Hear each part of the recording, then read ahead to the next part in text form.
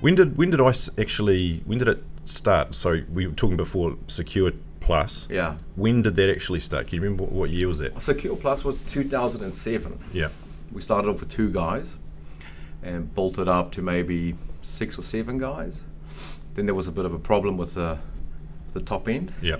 And I bought it out in 2014. Right. So it's been running as iSecurity since 2014, but we brought all those customers over from Secure Plus. So we had a good foundation to start off. So we've been running for 7-8 years now, and we got a team of 12 now.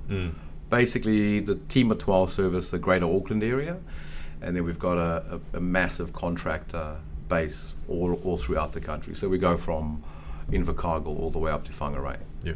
So, It's a smart way to do it, because if you are going to be nationwide, you don't want to have the same setup in every town. You want to have a bit of flexibility, with how you can operate and stuff. And you really can't, because if you've got a couple of clients in Hastings, they get serviced 2-3 times a year. You got to call on the guys in the regions to help you with that, and they're really good.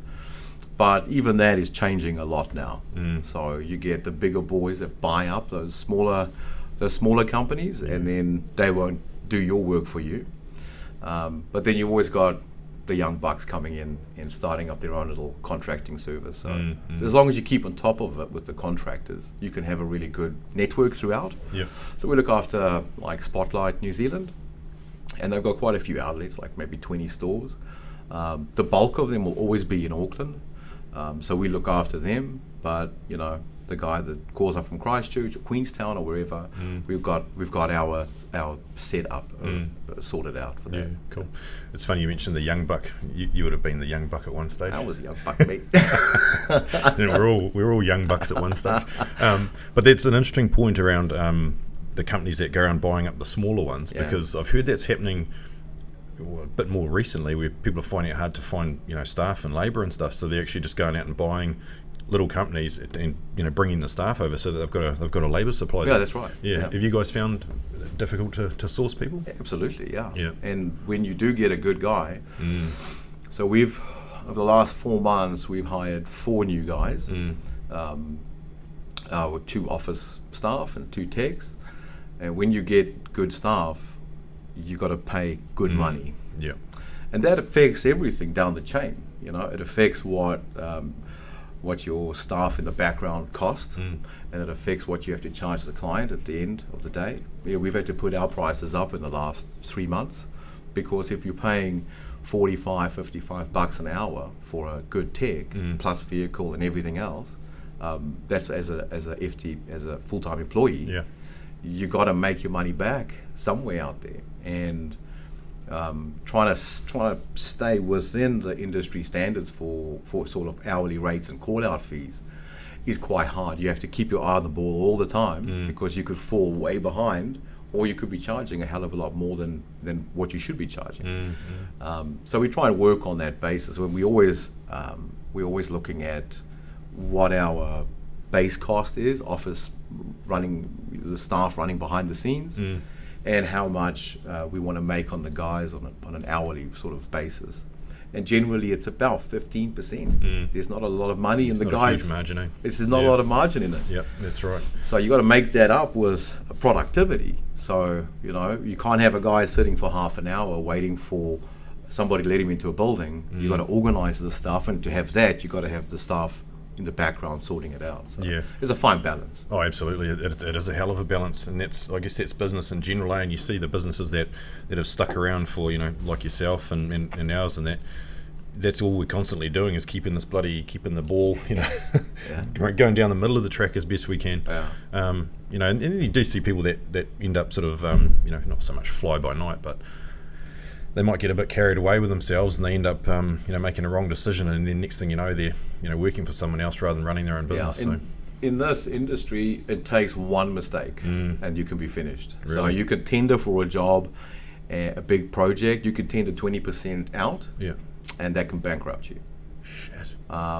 Because the size is so big, you don't have the resources to call on. Yeah. Especially if you're like maybe 2 or 3 guys in a security business.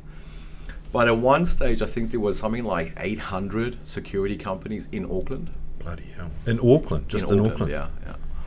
So a lot of the guys do it themselves as one-man bands. Just driving, just contracting. They'll have their own little client base.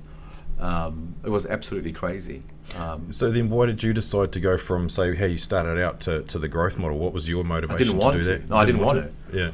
No. When we started, when Simon and I took over Secure Plus and started iSecurity, we were quite happy. Yeah. Just the two of us, just running around doing our own thing.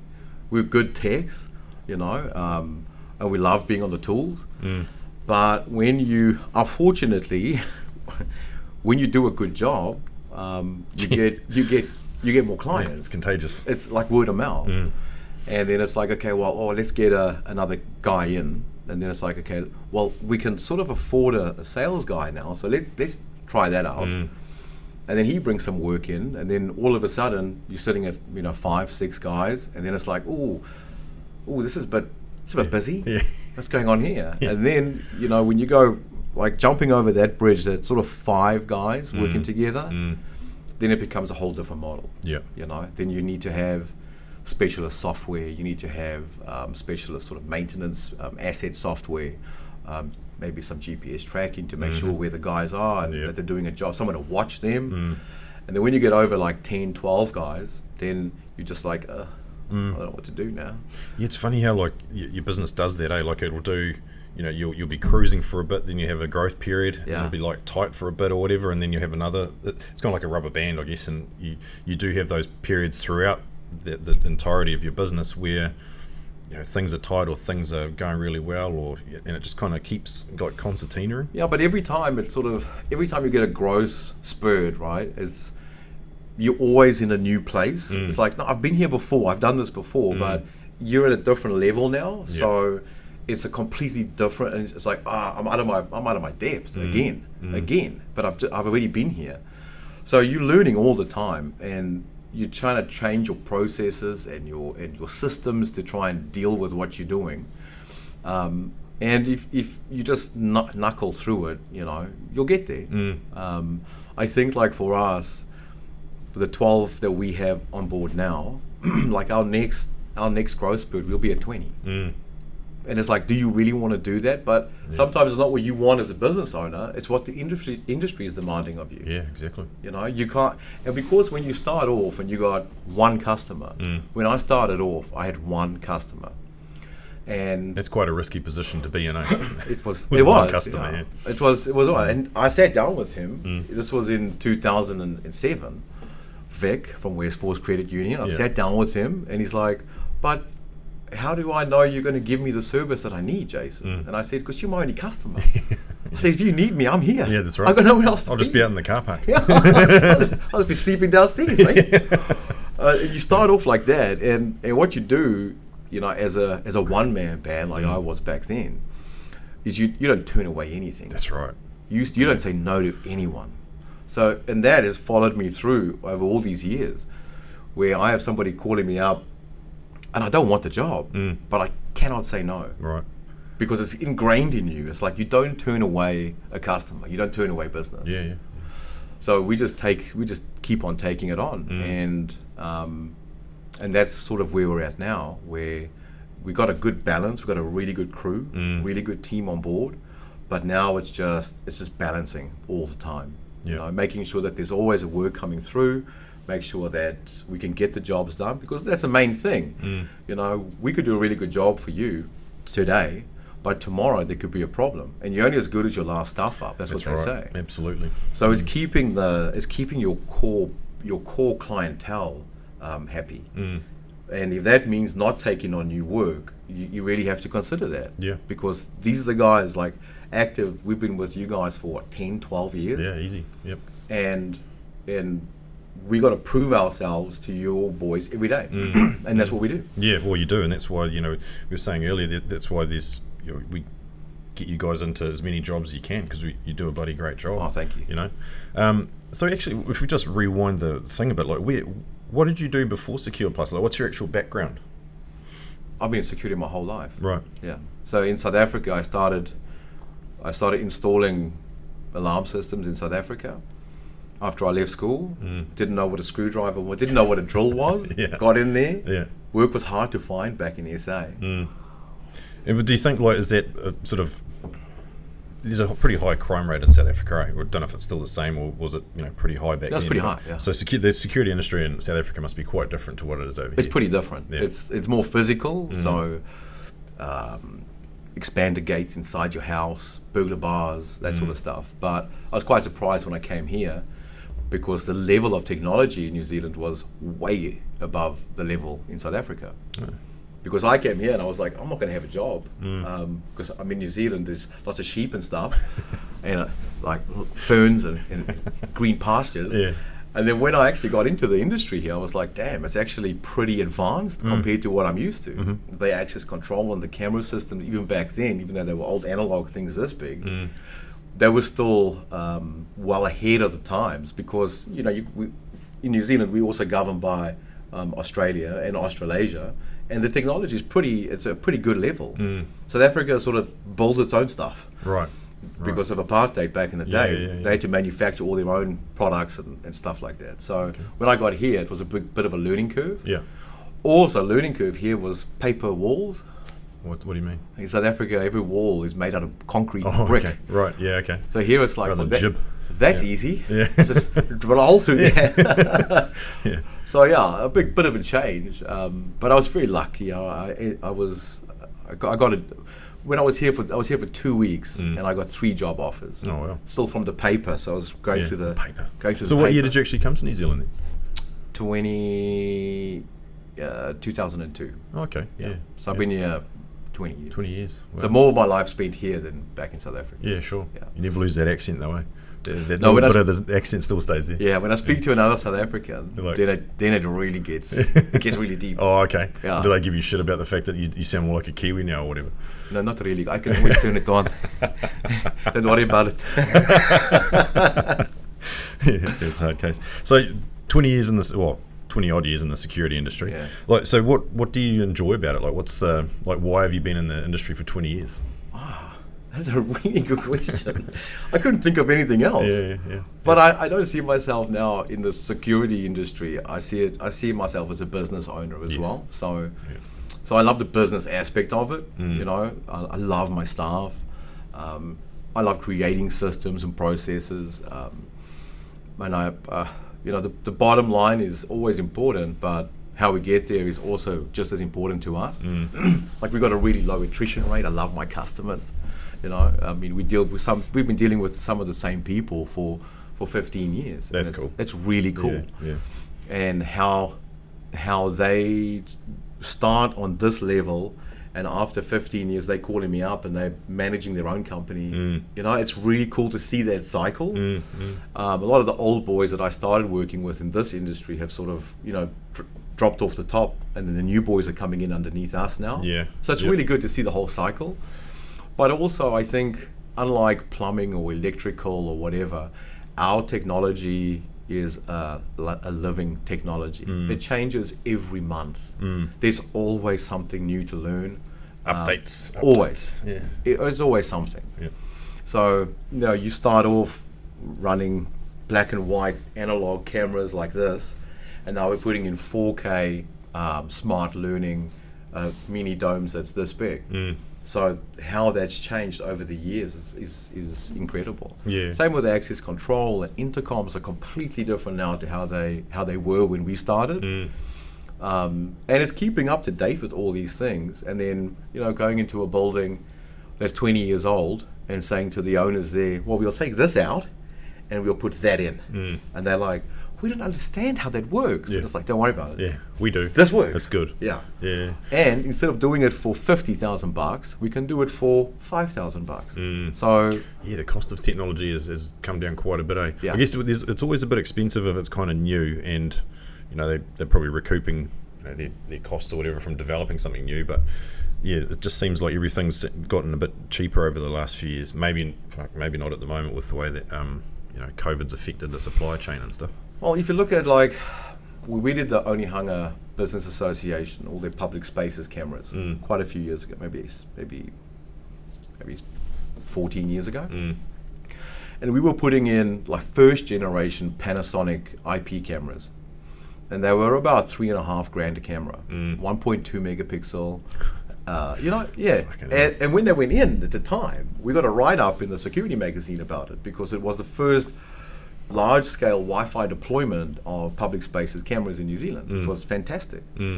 And now you can pick up a camera that's 20 times the quality with built-in smarts, people counting, analytics, heat graphs, line crossing detectors, speed detectors in the camera that comes standard for $400. Wow. So it's absolutely crazy. Just we may as well stay with that, because that was one of my questions for later on, was about the technology and stuff and where it's going, because that's really interesting to me and to building and facility managers, because we know that there's things out there that can really help you manage your building and stuff, make sure it's secure. So where do you see all these different sort of aspects going? Because you've got your CCTV, you've got your intercom, you've got your access control, that the VSAAS thing, like that's becoming more and more popular. VSAAS is definitely, Yep.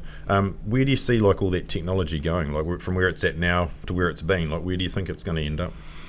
I think it's going to be, so IoTs obviously form as part of all of this. Remote management of systems is definitely big on the agenda. So for building managers and property managers and things like that, which is a big part of our business, having remote management and remote access is really important. Storing things off-site, so instead of having the controller and the old laptop on site, where you need to go there and you program a tag up, or go onto an NVR and try and remember how to get footage off it. That is all now in the cloud. So VSAAS is cloud-based archiving and management of your camera systems. So effectively, we put everything into a building, but all the management and remote accessibility is done off-site. I think that is, and integration of systems is another part of that. So having your camera system talk to your access control system, talking to your intercom system, and they're all talking together, but they're all managed off-site. I think that is the end goal of the whole thing. Yeah, and it seems a lot more of the integration is around like stuff that you can do from your phone as well, that NFC. No, it's NFC, near field communication, and that. Yeah. I mean, that's almost a little bit old-fashioned now, because we all just expect that we can do something with our phone, but to integrate that with the building's pretty cool. Yeah, I think that is an expectation now. So if we're going to go and upgrade a building to a new access control platform, whether it's a Gallagher or ICT Protege product, the WX that we install for you guys a lot, the expectation is that the building manager or owners of the building are able to access everything through their phone. Yeah. And it's possible. It's getting better and better as we're going. Also, like with your Gallagher product, which is one of the largest platforms, access control platforms in New Zealand, manufactured down the line. Yep, Waikato. In Waikato. And Protege, which is your WX and GX platforms, manufactured out in Albany. Oh, so right. Another New Zealand product. Yeah. New Zealand's really good with building stuff. Yeah. You got two options with these. You got the local install, where everything's done locally, and then you have the server-based install, where everything goes in on site, but it's managed through a server on a virtual machine somewhere. Right.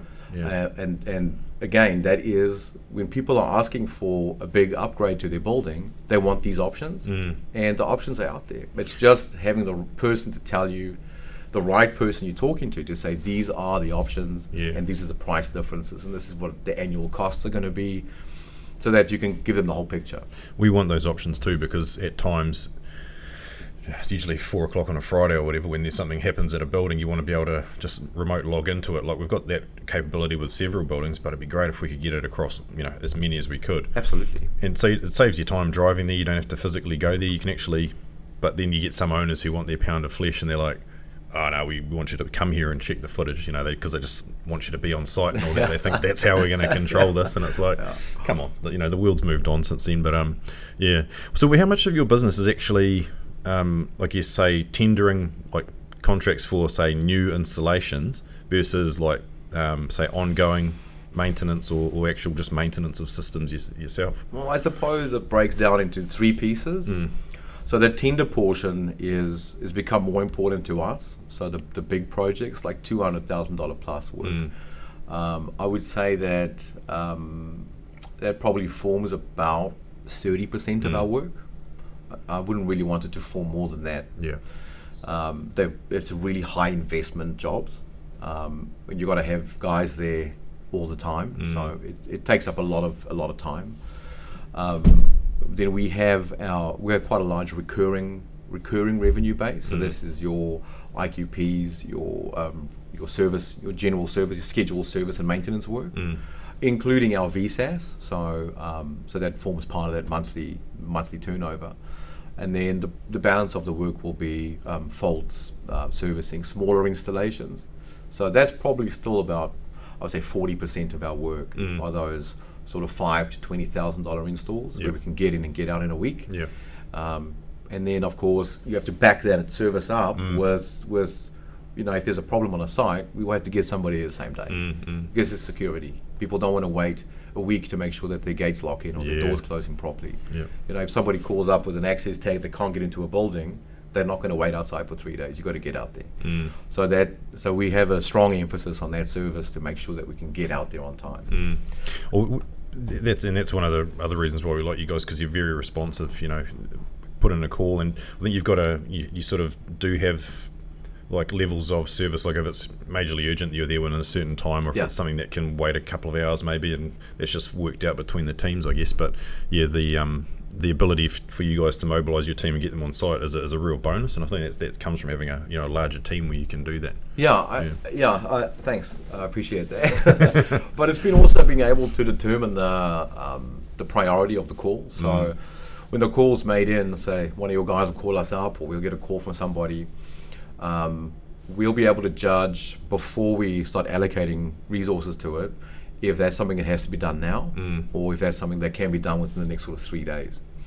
And I think it's really important that the person that's taking the call, and I think the most important thing is that people pick up the phone. Yep. So if, like, Adam called me this morning and I picked up my phone, and he's like, "Thank you for picking up your phone." And I'm like, "I'll try my best." Yeah, that's right. So having that, I think that is really important, and people expect when they're calling us that we're going to answer our phone calls, and that emails will be responded to in like 15 minutes. That's my KPI. I want emails responded to in 15 minutes. So that's good, man. It's hard. Yeah, it's hard. Bloody hard. It puts a lot of pressure on us, but that's when you start a company with an expectation level up here. People expect that forever. Yeah. You can't drop it down. So we try and keep it as high as we can. And I also think, like, everybody makes mistakes. So, and I think that what we try and do is, if there is a mistake or a miscommunication or something, to own it and fix it. And I think that service shouldn't be judged on if you make the mistake. It should be judged on how you fix the mistake. Absolutely.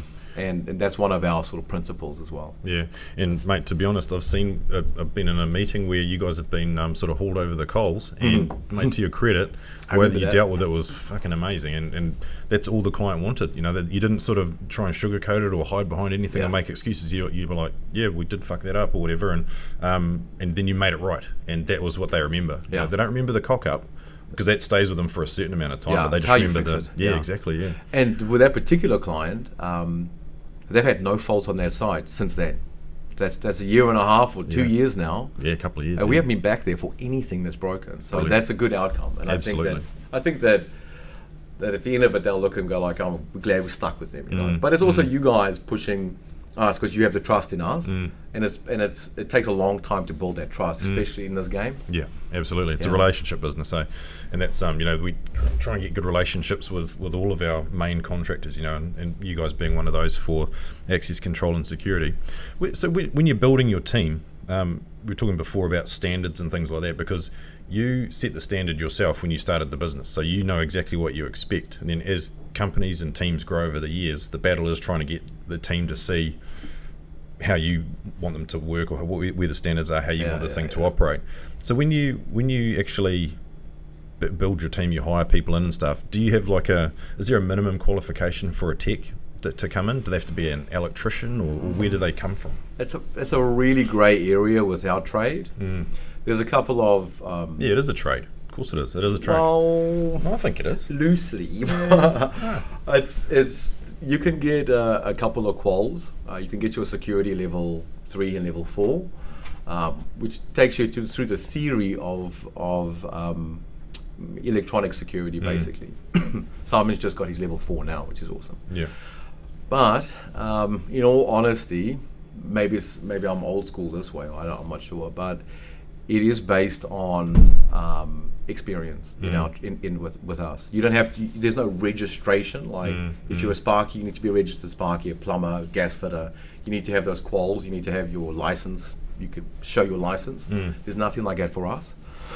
So basically, it's years in the field, and if I sit down with a technician, I can work out in 10 minutes whether he can do what I need him to do. When it comes to the quality of his workmanship, you have to just wait and see. Yeah. So having checks and balances on that, our guys take photos of their work. We have QS, so we'll go through the job afterwards to make sure it's up to standard. We have particular ways that we like to do things, but if you've got a tech who's working for you, who's just started and he's been doing it for 20 years, I guarantee you he'll have his own way to do things. Yeah, sure. Yeah. So it's trying to get everybody into the same, this is the sort of standard that we use. This is the color coding we use, because there's no standard in our industry. But normally, I think access control specialists, they take their job really seriously, and they take pride in their work. So I did a building when I just started. It was my first building I did, a KPMG building in town. And I spent a year building their access control system on site, and I still have feelings for the building, like a personal feeling for it. Yeah. No, I understand, man. It's like I was in every cupboard, Yeah. and I still look back on that with pride because I know I built it well, And I think a lot of guys in our trade are like that. They like to look. When they finish the project, they want to take photos of their cabinetry, their cable routes, and all that sort of stuff. They actually want to do that because it's sort of a feather in their cap. I wonder if that's changed over the years, because so many cupboards we go into where a building is of a certain age, maybe 20 to 30 years old. It's like a fucking bird's nest in there, and you get guys like yourself that walk into these cupboards and you go, yeah, it's like cooking, it's like pasta, it's all over the bloody cables, all over the show. And but it's good to hear that guys are taking more pride in their work, because shit, there must have been a time when there was no pride in the work. Just like fucking it's throw ruthless, bro. I know, right? Shit. It's crazy, but I think back then it was like the infancy of it, like old Concept 2000 panels and the original sort of T-Com systems that went in. Yeah, Titan. And it was it was such an unregulated thing. I mean, even back then, I don't even think there was. I could be wrong, but whether there was even IQP regulations when it came to access control in buildings. Yeah, I think that came about in the mid '90s. I think like the building code of the building code in the '80s. So that's the old standard, and then it came in the '90s with the new standard.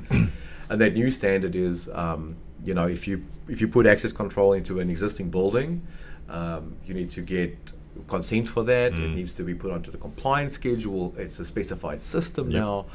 And I think that with all of those changes, people have had to step their game up. But I remember doing panels back in the day, mate. I'm like, I just want to get out of here. Close the door, close the cabinet. Yeah. No, you sort of force it closed and then put a screw in it and then sort of back up. Gingerly walk away. Yeah. But I think for some reason it looks like the quality of the installation, people have just taken real pride. Maybe it's because it's become like access control techs get paid a really good wage. Like they're on par with plumbers and electricians. Yeah. And it's not because they have a ticket to do it, it's because they're good at what they do. They keep their vans neat and tidy, they're proud of their tools, and that's the kind of guy that you want to hire, But of course, at that level, you have to deal with 20 years of their way of doing things and sort of mold it into your business so that it's seamless. So that if I have one guy go to a job that somebody else installed, he opens the cabinet and he knows what he's going to expect. Yeah. He knows that on the door he's going to have a list of the zone names. He knows behind that page he's going to have a plan of the building, and he knows that what he's looking at, he can decipher, and it's neat and tidy. Consistency across your team. Yeah. So that must be a bloody time saver for sure.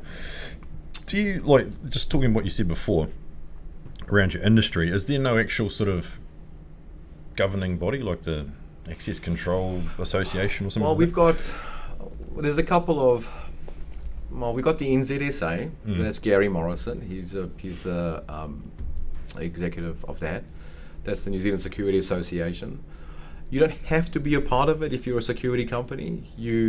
It's not, I think everybody should be a part of it. He's fantastic. But it's if you want to be, you can. There's a small charge every year, but he keeps the standards up to date, the regulations up to date, and all that sort of stuff. We're part of the NZSA. We have been for quite a long time. So that's a nice to have. When you're going into a tender, you can say, well, we're NZSA, members. Exactly. So yeah, it does give us an advantage, maybe.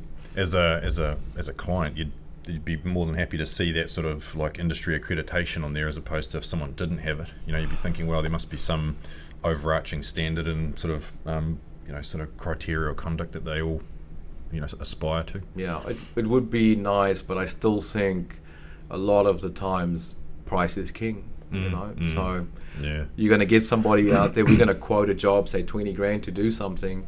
You're going to get somebody coming in at half the price. They're going to take the half the price guy, and then 3 months later they're going to call us to come fix the problem.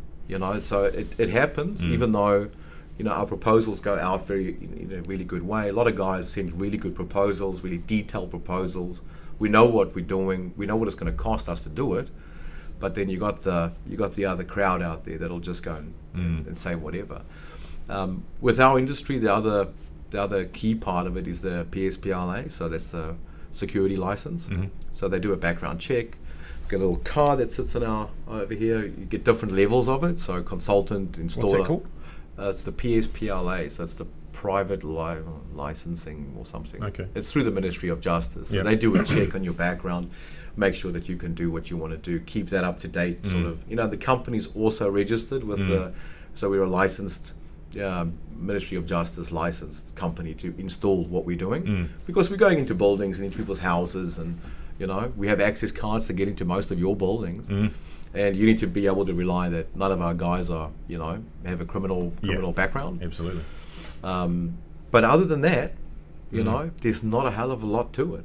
Do you sort of like, as an industry, or as there's all these different sort of contractors around town, do you guys ever sort of get together and have a beer and talk about the industry, or are you too busy competing with each other, or what's the actual vibe like within amongst you all? Oh yeah, that's tough. Throw you under the bus there. That's a tough question, mate. Yeah, I don't know. I think security companies hate each other, right? It's like how do I say it? It's a competitive industry. It's super competitive. Yeah.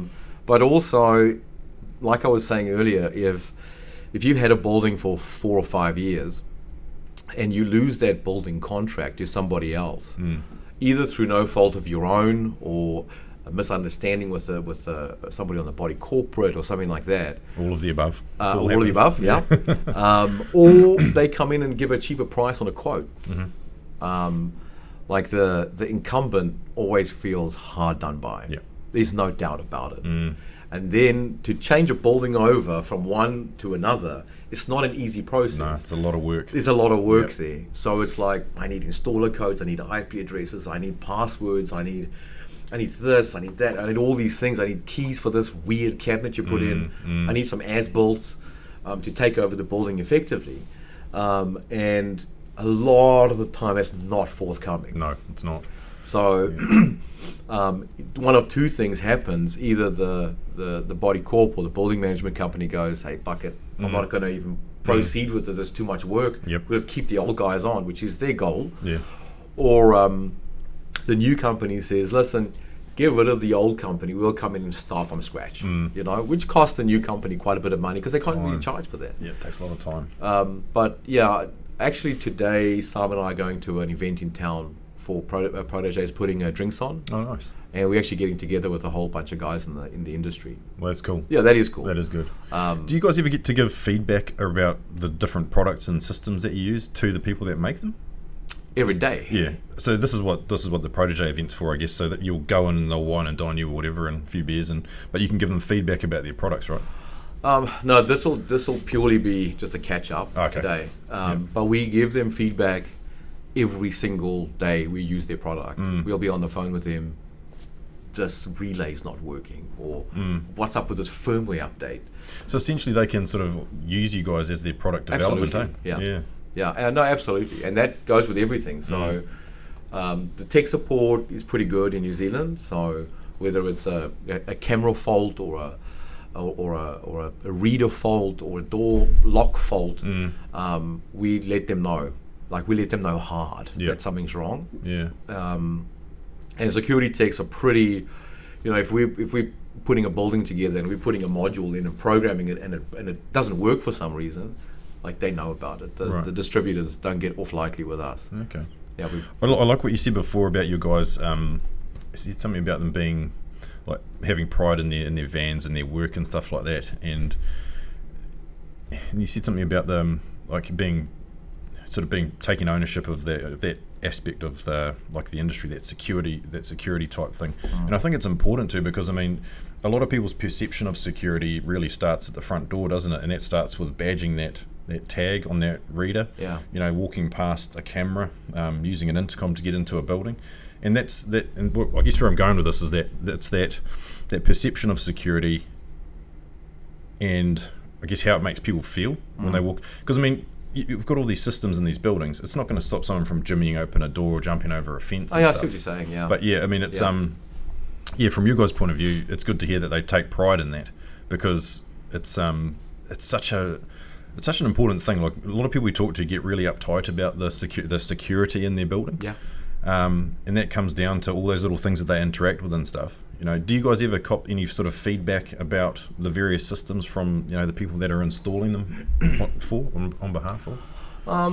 I think most of, like, if we're gonna do a 15-door access control building, where we put in 30 cameras and we put an intercom system, the product is pretty straightforward. It's designed to be really user-friendly and interactive. So you push a button, it rings an intercom. So we don't, with what we do mainly, we don't hear anything from the end user. Mainly it comes from the building management company. Yeah. And we get a lot of feedback from them, and generally the guys are pretty specific. It's like, somebody told me that they badged their card on this door and it didn't beep. Can fix that. I want that fixed, because they get all the flack from the owners.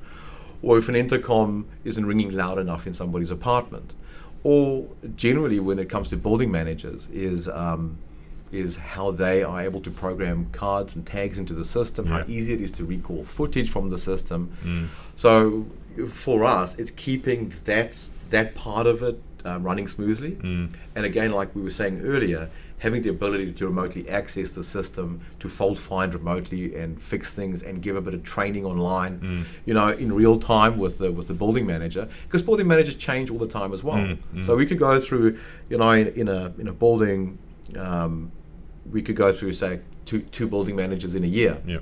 And the new building manager comes in, it's a new system to them. So how effectively do we train them on how to use the system? Bearing in mind that we can't send a training ball to the body corp. So we can get in there with them, and generally if they can learn that platform in that building, we do a lot of the same platforms in other buildings as well, so they can take that knowledge on somewhere else. But most of the feedback we get from the systems is from that intermediary person, not from the owners and the tenants. Yeah. And they, I think, like your guys, will get the flack. Yeah. And they give us the feedback. Yeah, the flack. That is definitely the flack, and then we turn the flack into feedback. Yeah. Flack back. Flack back. There we go. It's a good term, man. I like that. And so, I remember back to 2001 when the World Trade Center thing happened, 9/11 and all that sort of thing, and there was a massive sort of focus on security, mainly at airports and stuff, but it kind of trickled into everyday life, you know, in a way, and everyone became a lot more security conscious. I'm sure like people sold way more bloody cameras and swipe tags and things like that back then. Thankfully that was just before we got into building management. But have you noticed that with COVID and the resulting, I guess the year afterwards, that there's been an obvious increase in crime in the CBD? So has that led to you guys being, you know, more busy? Oh, absolutely. Yeah, good busy. Absolutely. Yeah. For business, it's fantastic. Yeah. I think when the first lockdown hit, until now, we would have increased, like our work would have increased by 50%, Sheesh. and our staff would have increased by 50%. Wow. Yeah. So it's been really good for us, not good for everybody else. But we also found that a lot of the smaller operators, so the one-man band, the guy manning his van, he may be really good. You know, he maybe have a dozen customers that he looks after. He couldn't survive that period, so he ended up getting sucked into a full-time role with the company, and then his customers become available. Right. And then they need to find some, and then, you know, we have a good presence online and stuff like that, so we get those calls. So we start picking up those buildings, and I think that was a big part of where we got our work from, was those smaller operators. I'm talking small, not just one man in a van, like you know, the company that was maybe 2 or 3 years old when COVID hit. They had like 3 or 4 guys that on the up and up, but COVID just ruined them. Yeah, they didn't have any sort of fat to fall back on. No, that's right. And they hadn't had enough time to build up that recurring revenue. So like your monitoring and, you know, our VSAS is very important to us. We've got about 1,000 cameras on our servers that we manage full time. Yep. You know, we do a lot of them for you as well. And that's a great recurring revenue, where during COVID we can sit down in front of a computer at home and we can monitor these cameras and make sure that they're, you know, recording properly and everything else. And then, you know, our maintenance work is also really important, and we had that to keep us going through COVID, even though we couldn't get into half the buildings, you know. Because you guys would have been an essential service. We were essential service. Our guys worked full time throughout all the lockdowns. So COVID was like, how did you actually find that period from a not so much from a work point of view, but from a business point of view, like being a, you know, company director and stuff? Did you have to sort of in the beginning think your way around it? The beginning was awesome. Yeah. I don't know if it was like that for you. It was like, that's great. Yeah, the first lockdown was way more fun than the second. I know, right? Yeah, it's like, I'm going to go home and I'm gonna work on my website because I can do that now. But I got old real quick, and I think that the only way through that all the lockdowns was just to push ahead, you know, and keep everything going. But luckily we had that fat that we could draw on, and the subsidies and whatever. A lot of our guys did training through COVID. So we would still come to the office. It's like, if you want to get paid, come to the office. We're going to do a training session today. A lot of the suppliers gave us free training sessions. So normally they would charge $500, $1,000 to get a little certificate. During COVID, they gave it away for free. Wow. You know, because they weren't getting work in the door. But it's like, let's get these guys, you know, up to speed. And then when we came out of it, it was just, we were in a really good position. That's good. Yeah. Good position to be in, but also an environment that was good for business, you know, because it's one of those unfortunate things, I guess, where the crime and all that sort of thing starts to go up. And then you guys are, you know, part of the solution around managing that. You know, crime pays. Yeah, that's right. It sure does. Terrible, I know, right? Yeah. But you know, people we're seeing now, especially in this last sort of year, people are definitely more scared. There's no doubt. They want, so we like, you know, with the ram raids and stuff that's been going on in Auckland and around the country, a building that has 16 cameras and an access control entry systems, they want 32 cameras now, you know, and 4 extra doors added onto their system. So it's sort of like, for us, we would look at a building and be like, okay, this is a maintenance building only, with maybe an asset replacement in about 5 or 6 years' time. So this we keep running it tight. We keep the systems up to date. the firmware, you IQP it, and that's all the money we're going to make from this block here. All of a sudden, it's like, wow, where did that 40 grand come from? I didn't realize that they would have even wanted more equipment. So that's additional, with all of the with everything that's been going on out there. Is it possible to go over the top with security, or do you think that you Yes, can you never can be go secure top, enough? yeah. You can go crazy. Yeah. And you see it in little pieces sometimes. You'll have a building like this, for instance, and they want 2 cameras on the cloud, just 2, just to cover the main entries. And then you got somebody that sits there and watches them. Oh, I actually need another camera around the corner to cover the bins. Yep.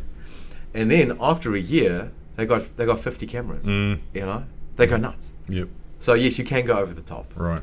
Do you sort of ever advise people, like, just to maybe say, oh, you might need that many, or do you just sort of, you do what they want?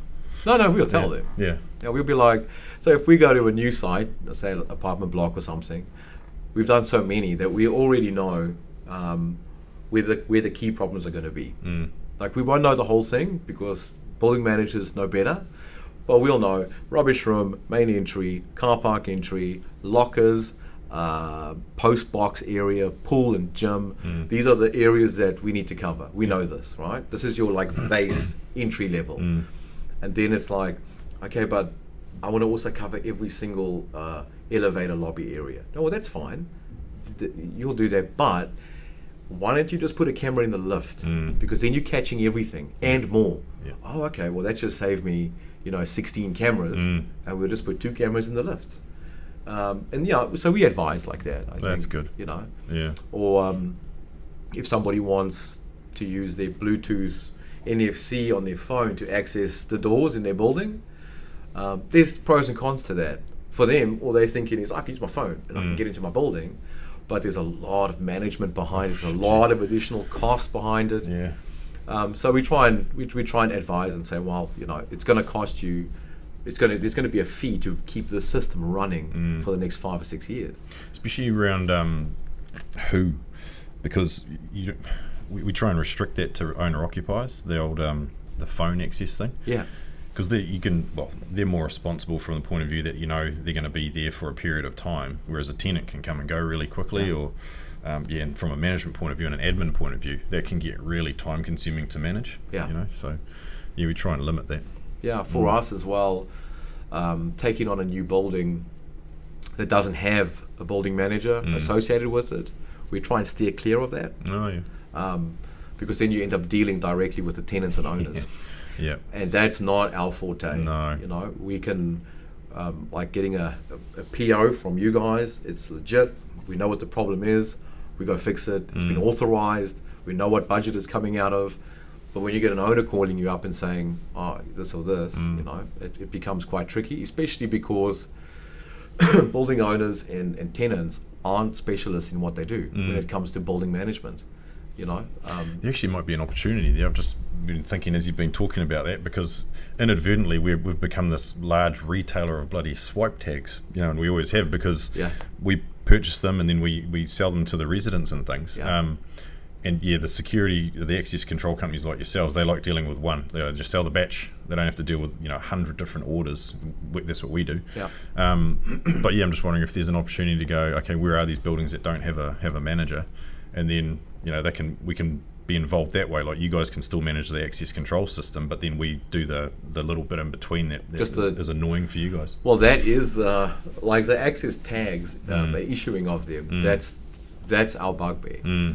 Because instead of having a customer and a site on our database, we have to have now 50 customers and 50 sites, each with their own billing address and emailing address. And when they call up and they want an access card, God, it's a lot of time. And it's a lot of time for $40 or whatever it is, and then they got to pay the courier cost themselves. And if we need to go to site to program that one card in, it's going to cost them $180. Yeah. So that card could be costing that tenant, a single card, $250. Where if it's done through, a if you have a store here, even if you're just ordering 15 at a time, you're taking on that little bit of liability, but you'll make it up in the first 3 or 4 cards. Yeah, exactly. So we might have a bit more of a chat about that later on. Yeah, I picked up a couple buildings like it recently. Is that right? Yeah. A hard case. So what do you like? What are the obvious risks, or maybe the less obvious risks that you guys see when you go to site? And like, do you? So if you go to scope a site for, say, a new intercom or new access control, are there sort of usually some pretty generic things that are clearly risks to you guys, and you guys say, well, we need to deal with that, we need to deal with that? Oh yeah, we were talking about the cameras just before, but are there other sort of generic security risks as well? Well, if you're talking about security risk external to the building, it's really hard to tell. I mean, there's risks for us when we're looking at the installation aspect of it. There's big risks. We just did a building now where we quoted a couple of intercom options, probably for about 85 apartments. But we also, because of the age of the building, we also quoted 40 hours for us to get in there and inspect the cabling. And our pricing wasn't the cheapest. We normally aren't the cheapest because we try and do things properly. But we went in there and we took every single of the existing intercoms off, and we tested every single cable, and we found out that they were stuck with this particular option. Right. So we could have got in there, gone gung-ho, started putting on video intercoms everywhere, got halfway up, and it would have stopped working. Worked. Yeah. So like we slowly, that's what I'm saying, you're always learning. Slowly but surely we're learning to mitigate our risk and the client's risk as well. That is, they're going to be stuck with something that we can't finish and then we pull out of the job by doing things like that and giving them the option of spending the additional money to make sure that what we're doing can actually work, I think, if you're talking about risks like that, we learn all the time about different sorts of risks when we're quoting a job. If you're talking about external to a building, if we're looking at it from a consultancy point of view, generally the client will come to us and they'll say, look, we're putting some access control into a building and we're looking at an intercom system. And the first question we'll ask is why? Why are you looking at it? What happened? Oh, and then they'll go on. Generally have a reason for it. Yeah. Joan in apartment 2. So Joan's boyfriend was here the other night, and then the dog got out. So it's, and then it's like, okay, well, let's step it back and let's see if this is a real problem, or if this is something that the committee's had a meeting on 2 months ago and they've earmarked money to do an upgrade for some reason. Couple of places in Takapuna that we're looking at the moment, it's like, well, what actually happened? Oh, we've had 3 break-ins and a car stolen. Okay, fair enough. Yeah. Let's have a look. How did they get in? There's guys out there that do security audits professionally. I forget the name. I think Risk Q. They go out and actually do an audit of the entire building from a physical perspective, from a lighting perspective, from entry pathways. And so they'll do that whole risk analysis of the building. We get in, we're electronic security specialists. That's what we look at, So we'll look at it from that perspective purely. We don't look at master key sets and stuff. We'll look at the gate and say, okay, well, this gate needs a lock on it so that when it's closed, it locks, and it also needs to have obviously a break glass that's monitored. So if somebody pushes the break glass, monitoring will get a call, and this is how we try and do it. Those bloody things are a real bugbear of mine, because they make a perfectly secure access control door insecure, and it's usually some arsehole that'll press it, someone that is up to no good, and then it's left, or it might be beeping or whatever, but it's just like, I understand why, but it's like, fuck, really? Like, why do we have to have these stupid bloody break glasses on these doors for emergency egress and all that sort of thing? But then the door is rendered, free access until someone actually goes and resets the damn thing. And the only way you can mitigate that is to have a siren connected to it. So somebody pushes it, you've got an 85 decibel siren screaming off, so somebody's going to know. Yeah. Or have it monitored, which costs money, or just just put things on the outside of it to make it harder to get to it. You know, as long as it's there and it's accessible. You know, if you've got a cover over it that you need to lift up, some of your buildings, we actually put the SDI stoppers over the top. Yeah, of those it. are good. You know, which has got a built-in siren on a battery. You lift it up and it screams at you before you can get in and open the other cover to push it in. Yeah. So that's how you try and mitigate it. But it is it's part of compliance. You know, free egress from a building is it's a specified system. So, what do you think are the challenges ahead for your business firstly, but then for your wider industry? What are the key things that you guys are keeping an eye on, or that you're sort of you're aware of that you might need to like pivot your business a wee bit, or what are the challenges ahead for you guys?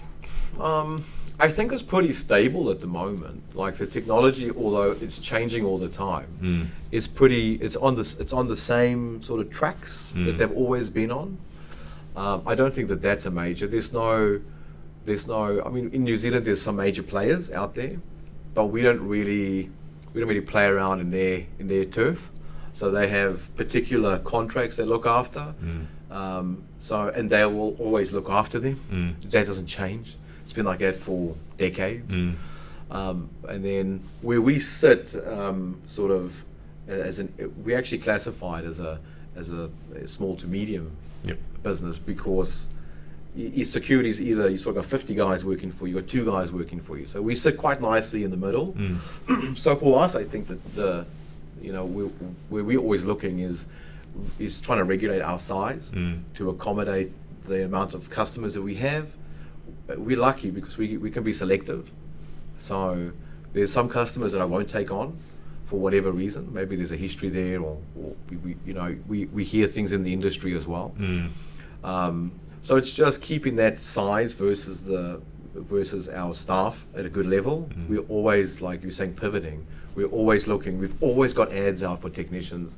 We've always got ads out for office staff, service coordinators, because the guys shift around quite a bit. So we're quite lucky. I mean, our average at the moment, our average retention of staff is probably 4 years. That's good. So and we're really lucky to have that. I mean, Rob's been with us for like 6 years, Leo's been like 5 years. So they know the sites, they have an IP in their brain, when it comes to just rocking in, going to fix a problem. But they must also enjoy the work environment, and that comes from yourself, as a director of the company. It's your job to set the tone and the values and the environment. So people don't stick around if they don't like where they work, right? So you guys must do a great job in creating that environment for them to stay around in. Yeah, I think we've really we have personal relationships with our staff. All staff have got problems. Yeah. So I'm like the counsellor. You're like a dad or a mate. Yeah, or something. I mean, I had one of my guys come and live with me for 3 months while his wife kicked him out. Yeah. But that's part of the job that I really enjoy. Well, that's you being a human being as well. Yeah, you're not just a bloody boss. You're behind what you do for your business. You're a human being with a heart and a brain, and that's what you'd like to think most people would be like that. Well, dude, I look at it like if you hire, if you're hiring 10 people, like you're paying, like you're responsible for them. You are what allows them to pay their rent and eat their food and send their kid to dance class or whatever. And it's a really big responsibility, and take it really seriously. Like a lot of people say, like health and safety, blah, blah, blah, blah. But I actually take it really seriously. I don't want my guys to get hurt, because they're not just a resource number out there. I don't want one of my guys to fall off a bucket truck because he didn't have the right training or he wasn't harnessed on. I would hate that. So we actually take that stuff pretty serious, and the guys know how I feel about it. Or if you got a guy who's going through trouble at home, like we send our guys on through the counselling services. That's amazing. Because it's like, I've known you for so long. You've lived in my house. I see you every day, and I think that it creates a loyalty that can't be bought. You can't. You could say to somebody, "I'll pay you $50 an hour," but if you and they'll take it. But if you show them your loyalty, they'll give you that loyalty without being paid $50 an hour. Yeah. So you just get it, you've earned it. You know? That's right. And that's like that. It's more ingrained than anything else. Like that $50 an hour might be quite a superficial thing. Yeah. You know, you're just maybe bowing down to their wants and stuff. But when it comes to those other things that you do, like that's ingrained, like it's part of your values, like filtering through your business, and that's really important, man. Like that can be the difference between keeping people or losing people, keeping staff, attracting new clients, etc. And that's part of your job, isn't it, as a company director? I think creating that culture. I mean, our guys don't get together a hell of a lot. My guys would rather get a Prezi card for Christmas than have a Christmas function. It's just the kind of crew that we are. Yeah. But we have a Facebook Messenger page, and that thing, I've probably got like 100 messages on it. Yeah. Because there's banter every day between everyone, even though we don't see each other physically. We're always talking, asking questions, sending photos. It's really good. I mean, I had a guy call me up one day, one of my customers, and one of my guys is working there, and I know the customer for ages. So my guy walks in, and he's like, fucking, are you with iSecurity? And then my guy was like, yeah. He's like, stupid company, stupid. Yeah. My guy almost wanted to punch him in his face. Yeah. It's just the loyalty. He's like, whoa, what are you kidding? I know Jason for years. Leon called me, I almost fucked this guy up. And I was like, calm down, bro, calm down. He's like, no one talks about you bad like that, man. And that's really good. It is cool. But there's also got to be a balance between how close you get to your team, because you're still the boss, and at the end of the day, the buck stops with you. So I think having like an intermediary person in that role, dealing with complaints and dealing with sick days and dealing with problems, but then you try and buffer yourself from that. Yeah. So you still. They still think that you're awesome. It's hard. Yeah, it's that good cop, bad cop thing. Yeah, I mean, that's why you get a lot of HR roles are about that. Doing those things that people don't want to do, and it's like, I don't want to do it. Yeah. I don't want to do it. I want to focus on what you're good at. Yeah, I want to call my dude and say like, how was your weekend, man? Yeah. He's like, it was awesome. Yeah. I don't want to call him up and be like, you got to come in for a disciplinary, for punching someone out. Well, exactly. So it's a fine line, and the more guys that you got on the road, the harder it becomes. So you feel the pressure after a while, but it's still really fulfilling. And you know that if you're sending a crew out to do a job, that they're going to do the best job for you that they can. Yeah. That's really cool. Yeah, so, it's awesome. Yeah. That's cool. Just to wrap it up, and this question's become a bit of a wrap-up question. Actually, it's funny how it's sort of like snuck into these episodes that we do. Yeah. But what do you think you're most proud of with what you've achieved with your business so far? Oh, it's a doozy, mate.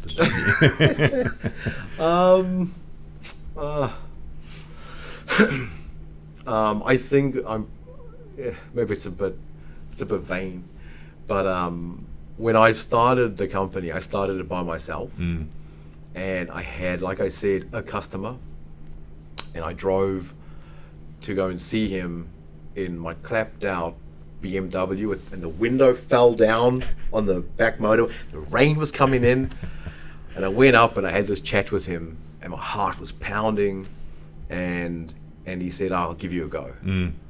And from that one meeting, I've squeezed it, and I've worked hard and long, put pressure on the business, and we have 1,000 customers. Shit.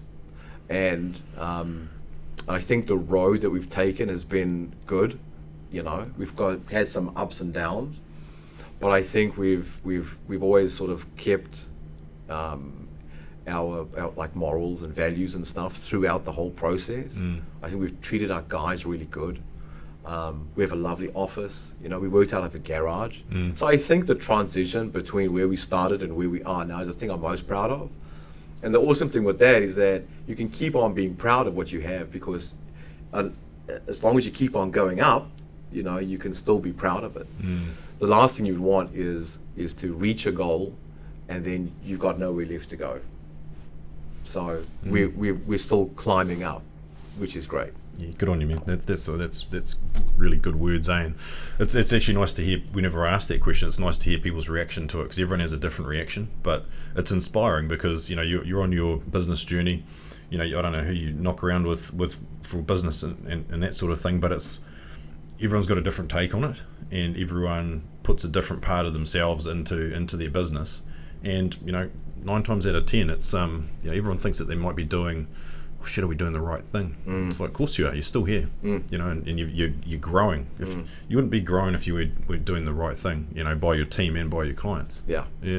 So no, it's bloody good to hear that, and long may your business continue, and we'll certainly keep calling you, and hopefully you'll keep answering your phone. You are actually one of my inspirations. Oh, really? Yeah, because I've been with you guys from Impressions days. Yeah. And I've seen how you've taken this business, and it's absolutely incredible. So it's quite cool that you said something earlier, and it made me think about a lot of the people that have done this podcast, but also that we've almost grown up with, in a sense, through our businesses, and that's a really neat group, and I think we should all get together and have bloody dinner one day. But it's kind of cool seeing these businesses go from strength to strength, and that we're all still here, and that we're all still doing right by our industry and stuff. And it is like you have your formative years in high school, but these are like formative years for our businesses. We're all like we're all like business buddies in a way. Yeah. So even though we don't get together enough, like you were saying earlier. Yeah. Well, that's the thing, right? We're all too bloody busy, doing our business thing. But let's bloody change that, and let's catch up a bit more often. And mate, appreciate your time today and the insight into your business and and what makes you tick. Like I said, keep doing a great job, and we keep using your service. So appreciate it's been cool every day. No, I appreciate it, man. Thanks, Brady. Cheers, man.